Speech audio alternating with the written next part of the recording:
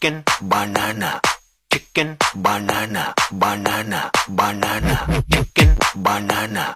chicken banana chicken banana banana banana chicken banana chicken banana လူလိန်ဝိဇ္ဇာဂျင်ကိုရဲ့ရုံးခန်းထဲကိုလူတစ်ယောက်ဝင်လာပြီးကောင်းလေးမင်းတစ်ထေးပဲမှာလေဗျာလူလိန်ဝိဇ္ဇာဂျင်ကိုမင်းနေတာအခန်းထဲသွားလိုက်ပုံစံကတောင်မကျိုးဘူးမင်းတစ်ထေးနဲ့တွေ့ရအလုပ်ထုတ်ထိုင်အောင်မယ်ကြည့်လေကြကြပါဦးဗျို့ညတို့နမ်းမွေဆန်တို့တင်သားတို့ရေကိုကြီးကိုလာကြပါဦးကွာကိုကြီးအမျော်ကင်းကိုကြော်ကောက်လို့ပါထဲရကောင်ငါ့ကိုလာခဲ့အောင်ဟာဘလို့ဖြစ်ရတာလဲဗျာပြုတ်တာကြာသွားရင်ရုပ်ပြက်စင်းပြဖြစ်တော့မှာပဲလာကျွန်တော်လက်ကိုဆွဲလိုက်ဟာဘာလဲဟာမင်းရဲ့လက်ပြုတ်ထွက်သွားတာလားအမလေးဗျာအာကြီးခင်ဗျာကျွန်တော်လက်ကိုဖြတ်ပလိုက်ပြီးနားလိုက်တာဗျာရေးတယ်ငါ့ကိုလာနောက်နေသေးတယ်တော်ပြီငါပါငါပဲကြိုးစားပြီးပြတ်တက်တော့မယ်ဟာတေးချင်းစောနန်သွားတာပဲခွေးကောင်မင်းတော့နာပြီသားမဲ့ဒါရက်ဘာကြီးလဲဟာခေါင်းဖြတ်အသက်ခံရသူလေပြည့်ညစ်သက်ခံရသူစိတ်ခက်အသက်ခံရသူမသေးသေးသူဘသူလဲကွာတွေးရတော့ဝမ်းသာပါတယ်ဗျာကျွန်တော်ကရုပ်ချောသဘောကောင်းပြီးအရေးချင်းရှိတဲ့လူလိန်ဝိဇ္ဇာဂျင်းကိုပါဩမင်းကိုကောင်းလိုက်တဲ့ထောင်ချောက်တေးရတာပေါ့ကျွန်တော်အဲ့နေရာမှာဆရာအဆင့်ပဲဟာပတ်စံတောင်ကိုခုကစပြီးအချိန်မှတ်ပြီးရင်ရှင်းနဲ့မြောက်မယ်ရှင်းနဲ့မြောက်ပါလားအဲ့လောက်ကမပြောတော့ပါဘူးမနေ့ပြန်မနေ့ထိတောင်ဆက်နေလို့ရတယ်ကျွန်တော်ပြောတာ8000ပါ8000ဟုတ်လားဘာလို့ဒီလောက်ပေးရမှာလဲဟင်းဒီတက်တောင်ပူတန်သေးတယ်ဒါဆိုချိန်ကုန်မခံတော့ဘူးမြန်မြန်ပြောလိုက်တော့မယ်ဒီလိုကွာငါပြောတော့သဘောပေါက်လားသဘောပေါက်တယ်ခင်ဗျာကွာရှင်းခြင်းပဲခင်ဗျာမိမကိုဘာပိုင်ဆိုင်မှုမှမပေးခြင်းဘူးသူ့ကိုအယူလို့ဖို့မခက်ခဲပါဘူး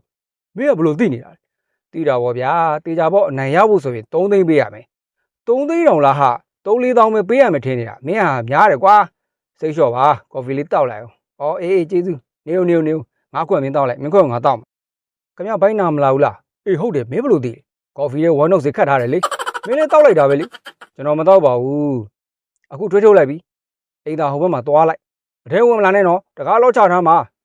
ဝင်မလာနဲ့လို့ပြောနေလေအချီးထွက်နေပြီဘာလို့တာလဲဟာအကျိုးဆောင်က9သိန်းတောင်းမယ်ဆိုရင်ရောခုနက3သိန်းပြောထားတာလေကွာမားတယ်အခု6သိန်းဖြစ်သွားပြီဘာ6သိန်းဟုတ်လားဟဲ့ဘာလို့တာလဲကွာငါ့ကိုထုတ်ပေးကျွန်တော်အရေးချင်းပြခြင်းလို့ပါ9သိန်းဆိုလဲကိစ္စမရှိတော့ပါဘူးနော်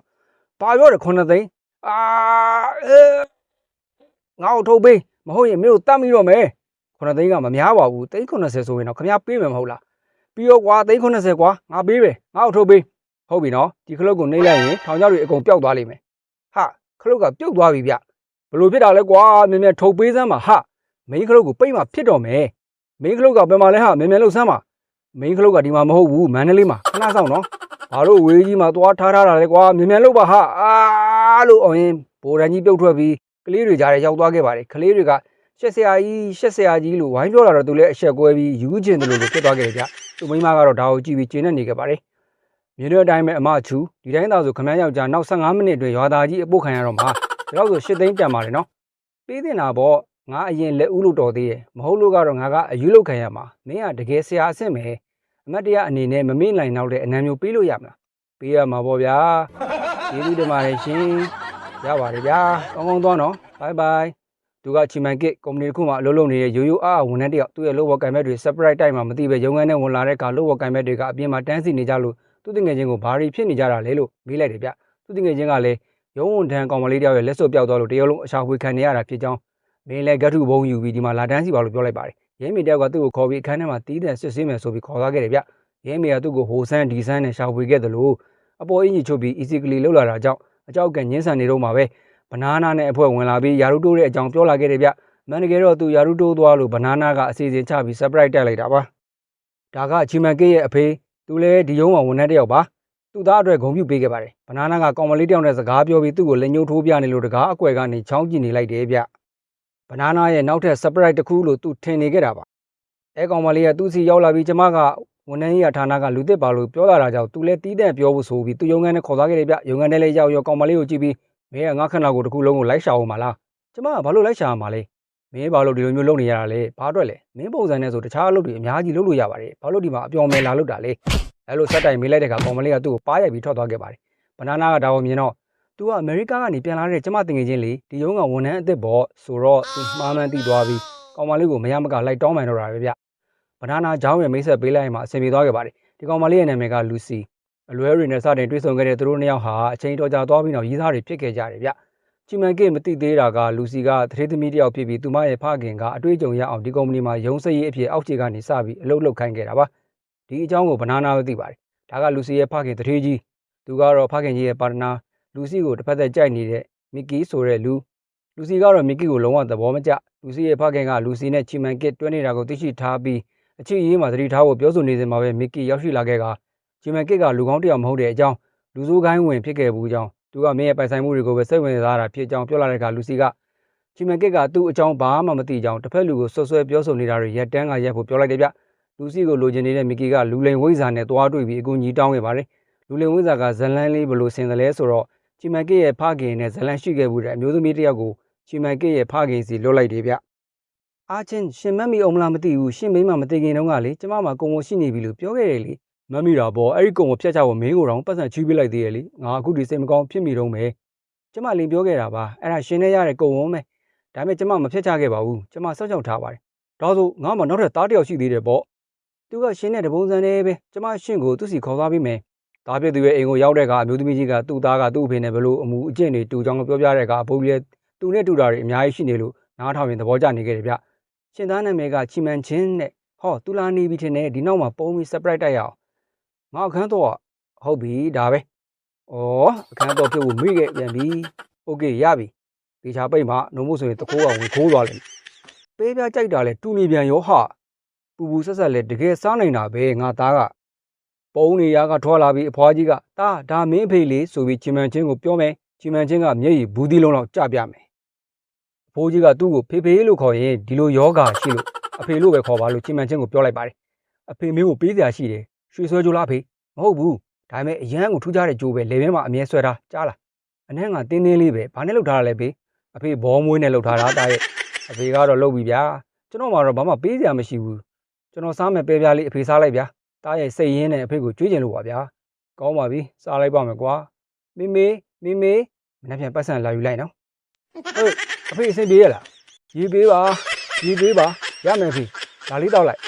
ရေကစက်လိုက်တာတာရဲ့ဒါငရုတ်စီတွေပဲဒီလိုနဲ့လူလင်ဝိဇ္ဇာကအဖိုးကြီးရဲ့သားအဖြစ်နဲ့အဖိုးကြီးရဲ့အိမ်ပေါ်ရောက်လာခဲ့ပါတယ်အဖေဘာလဲဝရန်တော်ခဏလိုက်ခဲ့အောင်သူကတကယ်ပဲကျွန်တော်ညီအရင်လားဟုတ်တော့ဗောမင်းညီလေးအဖေနဲ့ခုမှစတွေ့ဘူးလားလေအဖေကကိုသားဆိုပြီးယုံလိုက်တာပဲလားဘာသက်သေးမှလည်းမရှိဘူးတွေးစစ်တဲ့နီးဟောင်းကိုတုံးကြည့်ရအောင်အဖေကမလုပ်ပါနဲ့သူစိတ်မကောင်းဖြစ်နေမှာဗောသူ့ကိုမပြောနဲ့လေသူ့လက်ကိုမတော်တဆထိခိုက်မိသူတို့လှုပ်ပြီးသွေးထွက်လာရင်အဖေသွေးနဲ့ရောကြည့်မယ်သွေးနှစ်ခုရောသွားရင်အဖေထွက်ပြီဗော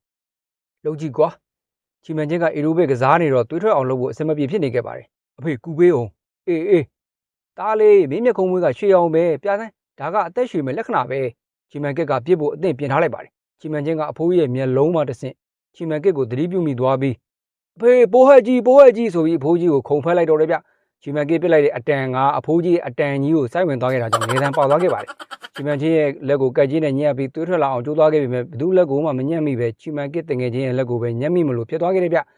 ျဒီမှာရင်ကောင်ကြီးဆိုပြီးတားဖနှစ်ယောက်ချီမန်ကစ်ကိုဓာတ်နဲ့ဝိုင်းခုတ်ကြပြပါတယ်သူတက်ဖို့အရေးတော်တော်ကြိုးစားနေရတာဗျချီမန်ချင်းကအရှောင်တင်းကောင်းနေတော့အလုံးမဖြစ်ပြန်ဘူးဗျချီမန်ချင်းကပဲရပြီဒီမှာရင်ကောင်တွေ့ပြီဆိုပြီးနဖူးနဲ့ပိတ်ဆောင်လိုက်ပါတယ်အဲကကြမှာချီမန်ကစ်ကသွေးတွေကိုတစ်ရှူးနဲ့တုပ်ပြီးကြိုးခန်းနဲ့ယူသွားခဲ့တယ်ဗျအဖိုးကြီးရဲ့သွေးနဲ့ရောကြည့်တော့သွေးနှစ်ခုရောသွားခဲ့ပါတယ်သွေးတွေရောသွားသားပဲအဖေတွေ့လားငါပြောတာမှန်ပါတယ်သူကမင်းကြီးပါသားတောင်းမှန်ပါတယ်ဖေချင်းဝေးငါညီလေးအတွက်အလုပ်ရှာပေးဦးသွေးစေဖို့အတွက်ငါကပြင်လာပြီးသားလေအိုသွေးအထုပ်ကိုငါနဖူးမှာကြိုထည့်ထားပြီးသားအိုသွေးကဘယ်သွေးနဲ့ဖြစ်ဖြစ်ရောသွားတယ်လေအတုံးတွေငါ့ကိုလာဆန်းလို့ရမလားညီလေးခဏလာပါအောင်ကွာဒါကအကိုယုံကအကိုတငယ်ချင်းမန်နေဂျာချင်းဦးတဲ့မင်းအတွက်အလုပ်နေရရှိတယ်တဲ့မနေ့ပြန်အကိုနဲ့ရုံးကိုလိုက်ခဲ့နော်အဲ့တော့မင်းကြီး9နာရီလောက်ထိုးနေပြီနောက်ကြလိုက်လာအဘောစားပြင်းနေလို့ကြာသွားတာကလာနေပါပြီဆရာသမားရဲ့စတိုင်ကတော့လုံးဝအလန်းစားဖက်တီငါအလုပ်လုပ်ရမယ့်နေရာပဲမလဲလိုက်ခဲ့ဒါကသူအလုပ်လုပ်ရမယ့်နေရာပါပလက်စတစ်ထိုင်ကုန်တစ်လုံးနဲ့ထိုင်ပြီးရုံးကလူတွေခိုင်းသမျှလုံးအောင်မယ်ရုံးပြတာအလုပ်ပေါ့ဗျာစိတ်ညစ်ပေမဲ့ရုပ်အချောတော့အပြတ်မခံဘူးဗျညနာကတီကြီးဘာမှလုပ်စရာမရှိတော့ရုံးကလူတွေကိုလိုက်စတော့တာပဲဗျဂျာကြီးကျွန်တော်အိမ်သာသွားခြင်းလို့အိမ်သာကဟိုဘက်မှာအကိုကပြောတယ်တကားပေါ်မှာစာချောင်းပို့ရှိတာကယောက်ျားလေးအတွက်စာချောင်းတူတာကမိန်းကလေးအတွက်တဲ့ဟုတ်တယ်လေလာပါကွာငါပဲလိုက်ပို့လိုက်ပါမယ်တိုင်းကြည့်လိုက်အောင်မယ်ဒီဘက်ကပို့ရှိတယ်ဒီဘက်ဟုတ်တယ်မလားဟုတ်ပါတယ်ကွာဝင်သွားလိုက်ပါအထဲမှာဘယ်သူဝင်နေလဲနင်တို့သိတယ်မလားဘနာနာလေးဟဲ့ရှင်ဘာလာလုပ်တာလဲအပေါ်သွားမလို့လေဒါကမိန်းလေးအိမ်သာကျမရဲခေါ်လိုက်ရမလားငါကဂေးတယောက်ပါအဲ့ဒီတော့ဘာဖြစ်လဲဂေးဆိုတာနဲ့မိန်းလေးအိမ်သာတွေဝင်လို့ရမယ်ထင်လားအပြင်ထွက်သွားလိုက်တော့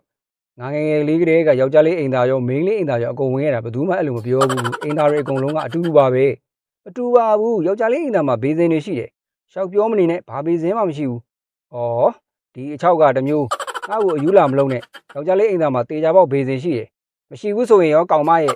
ကောင်းပြီငါလိုက်ပြမယ်ဒါကဘာတွေလဲဟုတ်သားပဲနော်တန်းစီနေတာပဲဟဲ့ဘနာနာယောက်ျားလေးအိမ်သားတွေဘာလို့ဝင်လာတာလဲဒီကောင်ငါ့ကိုအယူလောက်တာလीသူ့ကိုအပေါ်သွားတဲ့ဘေးစင်လိုက်ပြတာသူတို့ကိုပြောလိုက်လေအချောင်းမငါအပေါ်သွားလိုက်အောင်မယ်ရှင်ဘာလို့တာလဲငါတို့ကိုလည်းအပေါ်သွားနီးပြသွားအောင်လေသူချောင်းကြည့်ချင်လို့ဖြစ်မှာပေါ့ဆိုတဲ့ဘေးကလူတွေရဲ့ပြောစကားကြောင့်ဘနာနာလည်းရှက်ရမ်းရမ်းပြီးထွက်သွားတော့တယ်ဗျလူလေဝိဇာကတော့ဘနာနာကိုတကွက်ပြလိုက်ပါပြီသူကတရုံးလုံးကကြောက်ရတဲ့တထေးရဲ့အတွင်းမှုရ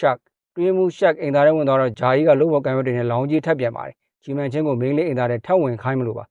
ါသူကိုယ်တိုင်ပဲဇလန်းဆင်လိုက်ပါတယ်ပန်းမင်ရေဖြန်းနေတဲ့ချီမန်ချင်းရဲ့ဘေးကပြတ်ကြောက်ပြီးငါချီလိုက်တယ်ဗျပြီးတော့တ िश ူးသွားယူခိုင်းလိုက်ပါတယ်သွားယူခိုင်းတာကမင်းလေးအိမ်သားထဲမှာတ िश ူးကယောက်ျားလေးအိမ်သားထဲမှာရောအပြင်မှာရောမရှိတော့ဘဲမင်းလေးအိမ်သားထဲမှာပဲရှိတော့တယ်ဆိုပြီးသွားယူခိုင်းလိုက်တာဗျဂျာကြီးအတင်းစီယုံလို့ချီမန်ချင်းရဲ့အဖေအတုလည်းလောင်းကြီးထက်တဲ့အဖွဲတွေပါသွားခဲ့ပါတယ်ဟေးနင်ဘာလာလောက်တာလဲအိမ်သားလာလ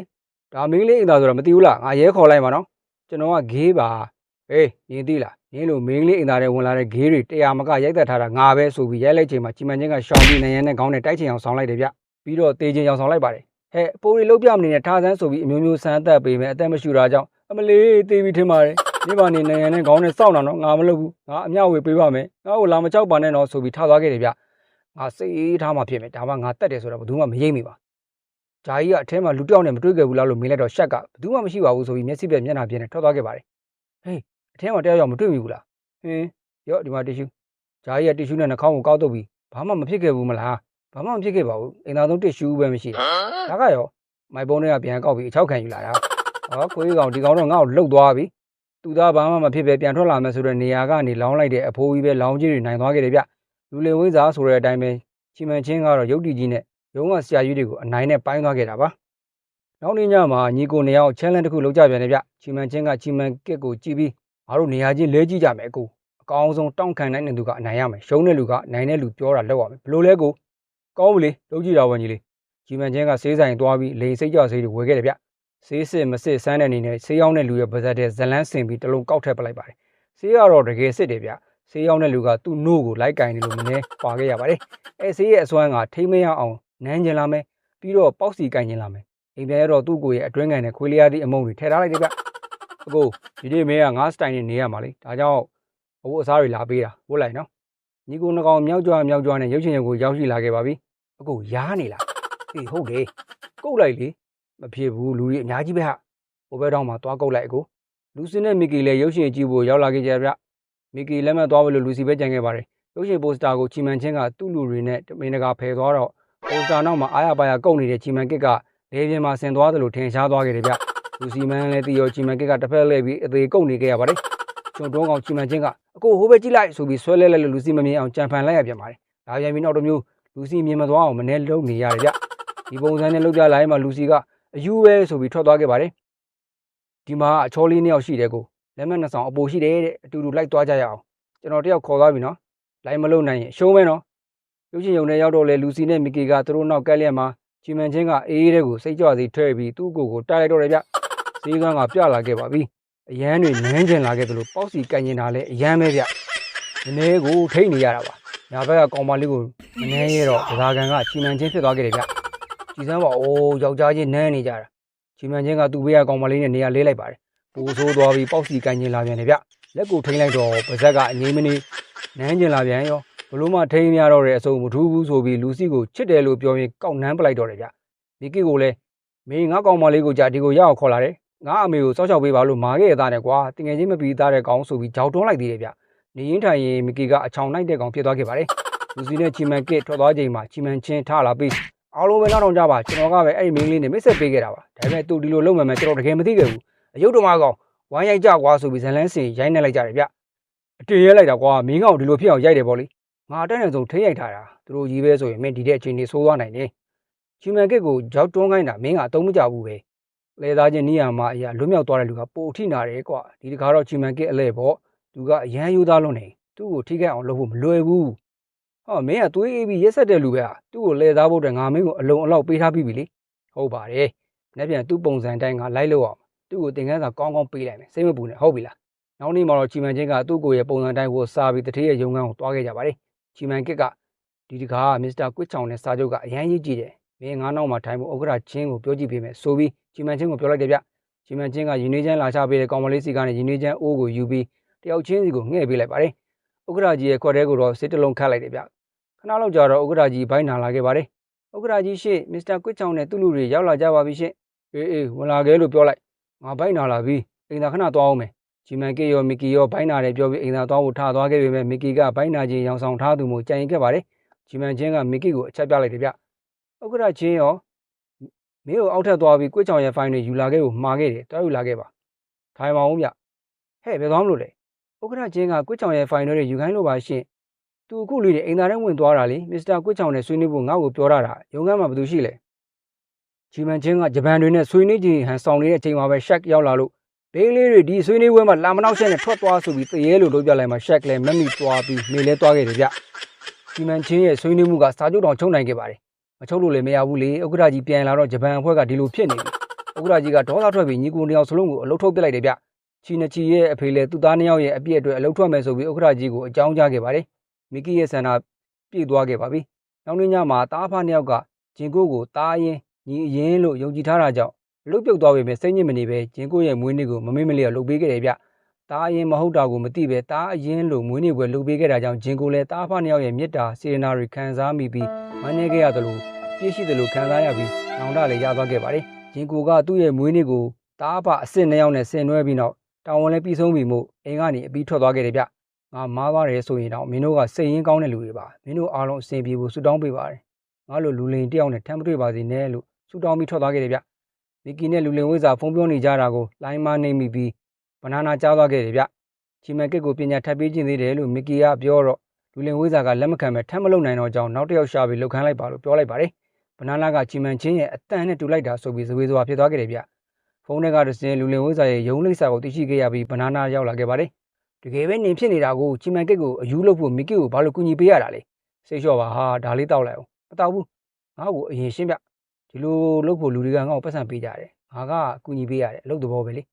ေရန်သနာကိုကောင်းလိုက်တာသူတို့ကနင့်ကိုစိတ်ရင်းနဲ့ဆက်ဆံခဲ့တာလေနင့်ကိုသားအစ်စ်လို့ထင်နေကြတာနင်ကလူရိုင်းကောင်ပဲငါတို့ကိုဘယ်တော့မှထပ်မလုပ်တော့ပါဘူးငါလုပ်ပေးနေတာဒါအကုန်ပဲနင်ဘာလို့စီကျင်တာလဲမီကီနဲ့ပြောထားတာတွေသူတို့ကိုရှင်းပြလိုက်မဖြစ်နိုင်ဘူးဒေသချင်းနေရာမှာအရာစိတ်မာရမယ်နောင်လားဆိုတာမရှိရဘူးတဲ့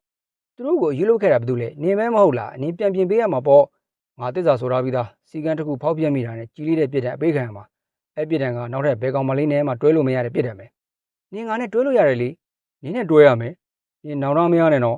ငါတစ္ဆာဆိုတယ်နင်နောက်ထပ်ကောင်မလေးနဲ့တွဲမရတော့ဘူးဆိုရင်ငါလည်းဘယ်ကောင်လေးနဲ့မှမတွဲရပါသေးနဲ့ကောင်းပြီဂရီနော်ဘနာနာရဲ့စီယုံမှုကြောင့်လူလင်ဝိဇာကအဖိုးကြီးစီသွားပြီးတားရင်မဟုတ်ကြောင်ပြောဆိုတောင်းပန်ခဲ့ပါတယ်မင်းကဖခင်မြစ်တာငတ်နေတာပဲငါမင်းကိုပြစ်မတင်ပါဘူးကွာအဖေဆိုတာတားရောသမီးရောချစ်တာပါပဲစိတ်မကောင်းမဖြစ်ပါနဲ့သမီးရဲ့ကျွန်တော်ကသမီးမဟုတ်ဘူးလေကျွန်တော်ပြောချင်တာကဟိုဘက်ကိုကြည့်လိုက်မလေးခဏတွင်မင်းကဒီဇိုင်းပြောင်းသွားပါလားဟုတ်ပါတယ်ဦးလေးကျွန်တော်ကအခါချင်းဝင်ယူပြီးအလေးအညာပလန်တွေဆွဲပေးရတဲ့ရုပ်ချောသဘောကောင်းလူလင်ဝိဇာဂျင်ကိုပါဦးလေးရဲ့တားအရင်လည်းမဟုတ်ဘူးဦးလေးတို့တားအဖကိုလဲသားဖို့မီကီကငှားရတာပါလူစင်းနဲ့ကင်းရှင်းအောင်လို့ပေါ့ဟိုဘက်ကြည့်လိုက်ဒီတစ်ခါအရမ်းမြိုင်နေထက်ကြည့်လိုက်အောင်အေးရပြီလားရပြီအခုနားလေသွားပြီမလားအေးပါနားလေသွားပါပြီငါတို့အယူလုတ်ခံခဲ့ရတာပေါ့ရပါတယ်အသက်ခံရတာမှမဟုတ်တာရုပ်ဓမ္မကောင်ငါတို့အယူလုတ်သွားတာပေါ့ကျမကောင်လေးကိုမရိုက်ပါနဲ့တော့ဂျင်ကိုလည်းနောင်တရနေပါပြီမီကီကိုသူနောက်ထပ်မကူညီတော့ပါဘူးကေကျွန်တော်ကိုခွင့်လို့ပေးမယ်ဆိုကောင်းပါပဲမီကီနဲ့ဆွေးနွေးဖို့ကျွန်တော်ကူညီပေးမယ်ဘိုးကြီးကသူ့သားကိုရှင်းပြလိုက်တဲ့ကသူ့သားကဂျင်ကိုခွင့်မလို့နိုင်ဘူးလို့ပြောလာခဲ့ပါတယ်ဒီမှာသားဂျင်ကိုကစိတ်ရင်းနဲ့တောင်းပန်မယ်ဆိုရင်တော့မင်းခွင့်လို့ပေးလိုက်ပါကွာကောင်းပြီဖေကျွန်တော်3ထိရီးမယ်အဲ့ဒီချိန်သူရောက်လာရင်ခွင့်လို့ပေးလိုက်မယ်ဒီနေ့ကျွန်တော်ခွင့်လို့ပေးတယ်ပေါ့နော်ကောင်းလိုက်တာသူ့အဖေကပါဂျင်ကိုဘက်ကပါနေလို့ကဲလဲစိတ်ဆိုးပြီးအိမ်ထဲဝင်သွားခဲ့ပါတယ်ဘနာနာကကစ်ဒီတခါတော့သူကစိတ်ရင်းနဲ့ပြောတာပါကစ်ကသူစိတ်ရင်းနဲ့ပြောရဲဆိုတာငါဘယ်လိုသိနိုင်မှာလဲငါမင်းကိုထပ်ပြီးအယူလုပ်တယ်ဆိုရင်ရိုးရိုးပြစ်ကွာအမငီးတကယ်ပြစ်တယ်ဟာတွေ့တယ်မဟုတ်လားဒီကောင်ရှောက်ပြောနေတာမဟုတ်ဘူးဘာပြစ်တာလဲဒီမင်းကိုအယူထပ်လုပ်မယ်ဆိုရင်မသိမချင်းမိုးကြိုးပြစ်ပါသေးကွာဒီလူက non stop ပြစ်ချနေလို့ဂျင်ကိုလည်းဂျက်စီဂျိန်းဖြစ်သွားခဲ့ပါတယ်အဲ့ထက်မပြောနဲ့တော့ငါအတက်ကိုမစ်ပြစ်ပေးလို့ရတယ်မင်းတို့တော့ထပ်မမြင်ချင်တော့ဘူးထွက်သွားလိုက်တော့ကဲဒီလိုမလုပ်ပါနဲ့ကောင်းပြီလေသူဆက်နေမယ်ဆိုရင်ကျွန်တော်ထွက်သွားတော့မယ်ဆိုပြီးချီမန်ကစ်ထွက်သွားခဲ့တယ်ဗျအပြင်မှာလူစီစောင့်နေတာတွေ့သွားပြီး နောက်ဆုံးတော့ယုံကြည်ရမယ့်လူတယောက်တွေ့ပြီဆိုပြီးလူစီနဲ့တွားတွေ့တဲ့ကလူစီကလည်းသူ့ရဲ့အဖြစ်မှန်ကိုပြောပြခဲ့ပါတယ်မင်းလည်းငါ့ကိုလိန်ထားတယ်ပေါ့ရုံးစရေးဆိုပြီးလိန်ခဲ့တယ်မီကီနဲ့စိတ်ဆက်မဲ့သူကမင်းပေါ့ကောင်းပါတယ်ငါယာရုတိုးကလေးကစပြီးအခုထိအလိန်ခံခဲ့ရတာပဲတောင်းပန်ပါတယ်ငါကလူဘိုတယောက်ပါဆိုပြီးထော်သွားခဲ့တယ်ဗျလူစီလည်းစိတ်မကောင်းဖြစ်ပြီးပြန်သွားခဲ့ပါတယ်ဟဲ့ဒီပြဿနာကနေပြန်ရှင်းမှဖြစ်မှာနော်အေးပါစဉ်းစားလိုက်အောင်မယ်ဂျင်ကိုနဲ့ပြိုင်ပဲဖြစ်လာမဲ့လူလင်ဝိဇာတယောက်ပေါ်ထွက်လာခဲ့ပြန်ပါတယ်လူတွေကိုတချင်းဆိုစေတဲ့အတော်အသင့်အားပြည့်နဲ့ဘိုးအားပေးစက်လေအမေရိကန်ရဲ့နောက်ဆုံးမတီထွင်မှုတစ်ခုပေါ့အံ့ဩစရာပဲကျွန်တော်လက်ကတော့ဘောင်းမီဆွဲချွတ်တာအယမ်းမြန်နေလွန်ခဲ့တဲ့25နှစ်ကအဖေရဲ့ထုတ်ကုန်လေးဆိုပြီးသူရုံခန်းထဲဝင်သွားခဲ့တယ်ဗျတည်တည်ချင်းပါလားမထီးနဲ့တတိထားရော့ငါ့ကိုလေသားကိုလွယ်နေတင်နေလားစပီတီးကဘဲရတာလေတည်တည်ချင်းတွေကလေတတိထားအဲ့ဒါဘုံဘာမှမဖြစ်ပါဘူးအစ်ပဲကြံတော့တာပြောပါတယ်တတိထားပါလို့ဒါငါရဲ့လူလင်ဝိဇ္ဇာအစ်စ်ပဲသွားမယ်ဘိုင်ဘိုင်လူစီဒီညစိတ်သက်တော့မှမီကီကမြန်မြန်စိတ်သက်ချင်နေတာလေကစ်ကလည်းလူစီကိုစိတ်ဆိုးနေတယ်နင်းတစ်ခုခုစီစဉ်အောင်ခြင်းကိုဒါရဲ့လူစီကိုတွားတောင်းပန်လိုက်တော့ထားလိုက်ပါဘေးကမိမတွေကအရေးမပါပါဘူးဗျာမဟုတ်ဘူးသူတို့ကအရေးပါတယ်သူ့ကိုလက်ထပ်ပြီးရင်မင်းနှိမ့်ဆက်လို့ရပြီပြီးရင်သူ့ကိုအပျော်မယ်လုပ်ခိုင်းပေါ့တခြားလူလက်ထဲတော့အထက်မခံနိုင်ဘူးသိလျှော့ပါကွာလူစီကငါကောင်မလေးဆိုတာတတိထားအောင်မင်းပြောနေမှာကမင်းကောင်မလေးကြရတာပဲငါလက်ခွန်းမင်းကပို့အဖြစ်သေးနေတယ်လူစီရဲ့နေအိမ်မှာပဲစိတ်သက်ပွဲကိုကျင်းပခဲ့ပါတယ်လူလင်ဝိဇ္ဇာအသက်ကစိတ်သက်ပွဲကိုလုံခြုံရေးယူပေးထားတာပါအကောက်အဖွဲ့ရောက်လာတော့မတင်ကပဲဝိုင်းရိုက်လိုက်ကြတယ်ဗျအရိုက်ခံလိုက်ရတာကတထေးကြီးနဲ့သူ့ဘော်ဒါတယောက်မီကီကတထေးကြီးကိုဆေးလိမ့်ပြီးကိုခေါ်သွားခဲ့ရတယ်ဗျဘနာနာကလည်းလူစီကိုဖြောင်းပြနေခဲ့ပါတယ်လူစီကငါဘာလို့နိုင်မှာလဲကင်းငါ့ကိုတကယ်ချစ်ရင်ရအောင်လာမှာပေါ့ဆိုပြီးမျောလင်းချက်ပါလေးရှိနေခဲ့တယ်ဗျကစ်ကချင်းဦးရဲ့ကားနဲ့စိတ်သက်ပွဲကိုရောက်ရှိလာခဲ့ပါပြီသူ့အဖေရောဂျင်ကိုရောပါလာခဲ့ပါတယ်သူ့အဖေကဒီပုံစံကြီးနဲ့ပါအားဖားနေအောင်ရုပ်ပြပြီးတွဲကားနေတဲ့ကိုမီကီတွေ့သွားခဲ့ပြီးလူလင်ဝိဇ္ဇာအသက်ကသူ့လူတွေလွတ်လိုက်တယ်ဗျရုပ်သေးမဖြစ်အောင်တိုက်ခိုက်ရတော့တာပဲပြုတ်လူစီလည်းကစ်ကိုတွေ့ပြီးစိုးရင်သွားခဲ့ပါတယ်ဒါပေမဲ့မီကီအတင်းလာခေါ်လို့လိုက်သွားခဲ့ရတယ်ဗျသားဖားနေအောင်ပီပီရီရီတေးသေးတက်တက်တိုက်ခိုက်နေရင်လူလင်ဝိဇ္ဇာအသက်နဲ့တဲ့တဲ့ကြီးတိုးမိသွားခဲ့ပါတယ်ကစ်ဒါလူစီရဲ့စေးသက်လက်စော့ငါပြစ်ပေးလိုက်မယ်ဝိုင်းလူရင်လူလင်ဝိဇ္ဇာရဲ့လက်ကြောက်သွားလို့ဖွင့်ကြည့်လိုက်တဲ့အခါဂျင်းမိသွားခဲ့ပါတယ်ဝင်းမပါပါနဲ့လို့ပြောသားပဲစိမ့်မုံတွေနဲ့ညက်ပတ်သွားလို့လူလင်ဝိဇ္ဇာရေသွားချိုးတဲ့အခါဂျင်ကူကခေါင်းလျှော်ရည်နဲ့ကော်ဘူးနဲ့လဲထားလိုက်တယ်ဗျတေစမ်းကတ်နေပြီခွာမရတော့ဘူးတယောက်ယောက်ရှိလားဟေ့ဂျင်ကူကအတန်ဖြတ်ပြီးဘာဖြစ်လို့လဲကိုငါလက်တွေကတ်နေလို့ဘယ်လိုလုပ်ရမှမသိဘူးဟာငါအောက်ပိုင်းကိုပေါ်ပတ်ပြီးအောင်လိုက်ခဲ့ပါဗျဟုတ်ဘာလို့အေကန်နဲ့ခေါ်လာတာလဲလက်စားပြန်ချိန်မယ်လို့ပြောထားတာပဲငါကယူချိုးသဘောကောင်းလူလင်ဝိဇ္ဇာဂျင်ကူပဲဆိုပြီးဟွာဆွဲပြုတ်ကဟိုလူကိုပိတ်ကန်လိုက်တော့တယ်ဗျအဲ့တဲ့ကြားထဲမှာဂွေးတန်းလန်းနဲ့လူလင်ဝိဇ္ဇာအစ်စ်လည်းအချက်တွေဗျမ်းကွဲသွားခဲ့ရပါတယ်မီကီကလူစီကိုအခန်းထဲပိတ်ထားခဲ့ပြီးလူလင်ဝိဇ္ဇာရဲ့အဖွဲ့နဲ့ဟို3ယောက်ကိုရှင်းပြဖို့ရောက်လာခဲ့တယ်ဗျသူအင်ကြီးကိုသတိထားဒီအင်ကြီးကလေစားအင်ကြီးအနီအောင်ပဲဦးလေးကားနောက်ခန်းထဲကတန်တစ်တာတွားယူခဲ့ရဲတွေကိုလည်းဖုန်းဆက်ထားမင်းတို့နှစ်ယောက်သေးပြီသားမဲ့ညာကြီးပဲဟာငါပြေးပြီဟေ့တိုက်ကွက်စပြီလာတာအေးရေထဲကြောက်တော့မယ်ဟာဘယ်ရမလဲငင်းဒါလေးနဲ့ဖျက်လိုက်ရင်ရေထဲကျပြီဗောကွာမရဘူးလေဟမ်ဟဲ့အောင်လေတွားရှင်းလိုက်လရအတောင်ခတ်တိုင်းကွာတွေ့ရနော်ညီနိုးလေးသေးပြီသားမဲ့ဟဲ့အောင်လေငါချီထွက်တော့မယ်ဟာစိတ်ကြွဆေးပါလားသူ့ကိုထားခိုင်းလိုက်ပါဇက်ဟာလိုက်ရော့တောက်စိတ်ကြွဆေးမဟုတ်ပဲဝေပေါ်ဆေးဖြစ်နေကြလို့ဘယ်သူမှမနိုင်နဲ့ဖယိုဖျက်ထည့်သွားခဲ့တယ်ဗျ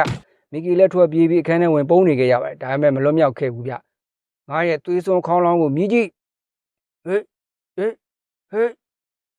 ယာမြင်ပြီလားကွဒီလောက်လေးနဲ့ကြောက်မယ်ထင်နေလားမင်းကြောက်ရင်ကြောက်တယ်ပေါ့ကွာဟာဂျီကိုဖမ်းလိုက်ယာမပြောသည်ရော့ယူလိုက်ငါ remove နှိပ်လိုက်မယ်မင်းတို့နာပြီသားမဲ့ရော့ရိုးသားဆုံးပဲပေါက်စီမျိုးလိုက်ဒီပေါက်စီကစက္ကန့်30အတွင်းအမှန်တရားကိုပြောစေတဲ့တီထွင်မှုတစ်ခုပါကျွန်တော်ကဂျင်ကိုပါအသက်6နှစ်ထဲကမိသားစုအတွက်ဒီလိုလုပ်လာခဲ့တာပါအသက်10နှစ်မှာအဖေကိုဆေးကူးဖို့တွေးရောက်လိုက်ရတယ်အသက်10နှစ်အစိုးရစာမိုးပွဲမှာအမတ်ကောင်းကောင်းရခဲ့တယ်အရေးချင်းရှိတဲ့လူငယ်ဖြစ်လာတာကအသက်15နှစ်မှာကိုစောက်ချောကြီးမှန်းသိတယ်ပြီးတော့မိုက်ကယ်ဂျက်ဆင်ကလောကလုံးမှာရုပ်အဖြောင့်ဆုံးလူပါငါပေါ့စီမားကျွေးမိပြီစောက်တော်လေးပြောစေတယ်ပေါ့စီကျွေးလိုက်မိတာဟာဒီတစ်ခါမင်းလည်းပဲဒါကရှက်ရစေတဲ့ချိုးချင်းဒီချိုးချင်းကိုစားမိရင်အရန်ကိုအရှက်ရသွားစီမှာပါရော့မျိုးလိုက်ငါမားသွားပြီအရင်ရှက်ဖို့ကောင်းတာပဲကွာအသက်9နှစ်ကလေးကကောင်မလေးတွေကိုလိုက်ချောင်းရင်73နှစ်မှာယောဂရသွားတယ်အရင်လည်းမားခဲ့ပါတယ်ကွာပြီးတော့ငါကအချောက်ပါရှက်လုံးတေလိုက်ကျင်တယ်ကွာရော့လေပြင်းဖြတ်လိုက်ကျေးဇူးပဲနင်တို့သေပြီသမားရင်းလေးကြွက်သားတောင်းတင်းစေးထိုးပေးမယ်ဟဲ့ငါလုံးလို့မရတော့ဘူးဟာပြေးကျင်သေးတာလားရော့စူပါဂလူး ရော့ကွာရော့ကွာအာယာငါကုံနဲ့ငါပြန်ကတ်နေပြီတေတွင်းထူးပြီတာပဲမရရအောင်ထားမယ်ကွာဒါကမိုးကြိုးသွားခြေတော့အာယာလာကြစမ်းဒီအောင်လက်ပြဘုံကွာငါကနံပါတ်1လူလင်ဝိဇ္ဇာစောက်ချောကြီးကွာမှတ်ထားရဲတွေရောက်လာပြီလူလင်ဝိဇ္ဇာအစ်စ်ကိုဖမ်းသွားခဲ့ကြပါတယ်မီကီကတော့သွေးဦးသွေးတန်းပြေးလွှားနေတုန်းပဲဗျကိရဲ့စေးစမ်းလဲကုံသွားခဲ့ပါပြီပါဇက်ပိတ်ထားစမ်းပါလူစီလဲကိရဲ့အချစ်ကိုနားလဲသွားပြီးသူ့ဖခင်စီမှာကိနဲ့လက်ထပ်ပေးဖို့တောင်းဆိုလိုက်တယ်ဗျသတိကြီးကလည်းသဘောတူလိုက်ပါတယ်ဂျင်ကိုငါတို့လည်းလက်ထပ်ကြရအောင်လေအမေကိုမေးလိုက်အောင်မေမီကီမင်းမဟုတ်လားချီရှင်မဲကိုတွေ့ရကြပြီနော်လူငယ်တဲ့နင်း20မိုးသေးတဲ့ညကပေါ့ထမပြောပါနဲ့တော့အသက်တွေလည်းကြီးကုန်ကြပြီအဲ့တော့ဘာတွေဖြစ်ခဲ့သေးလဲရှင်နဲ့ကိုဝင်ရခဲ့တယ်လေအောက်ဆိုရင်ကလေးကအခုဘယ်မှာလဲအဲ့ကလေးကကျင်ကိုပဲဘာတော့ဆိုငါမင်းအဖေရင်းပေါ့ဖေအားလုံးကိုစင်ထားတော့ကျေးဇူးတင်ရပါခင်ဗျ